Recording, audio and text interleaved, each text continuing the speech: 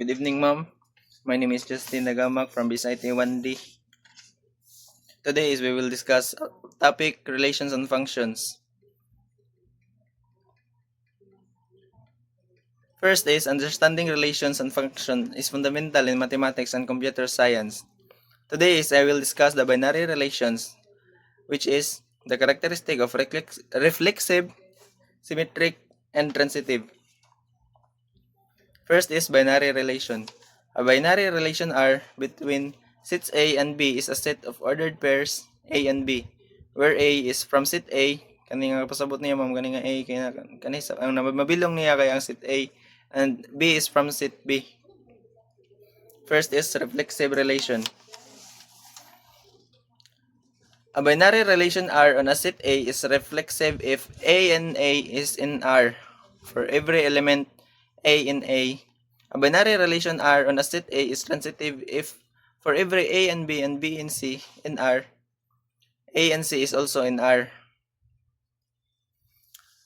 May nga tagkuhan ma'am, reflexive relation, which means related to itself ra. Wala nilain. For example, another example is 1, 1, 1, 2, 2, 3, 3 are in the relations. And the second part of binary relation is symmetric relation. A binary relation R on a set A is symmetric if for every A and B in R, B and A is also in R. Another example is 1 and 2, element of R, 2 and 1, element of R as well.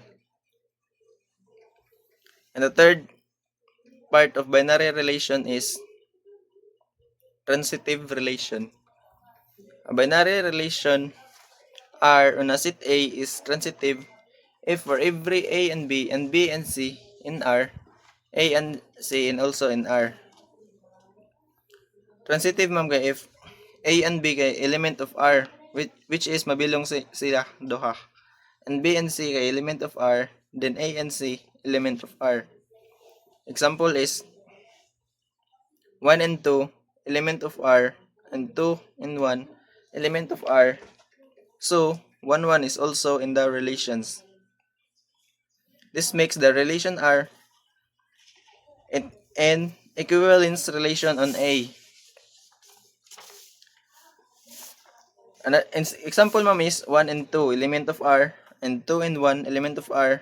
So 1 and 1 is also in the relations. Kani tanan sila ma'am kay gitawag kani reflexive, symmetric, and transitive are all equivalence relations. And ako nang mga ka-groupmate na magtiwas aning sa ubang reporting ma'am. Thank you.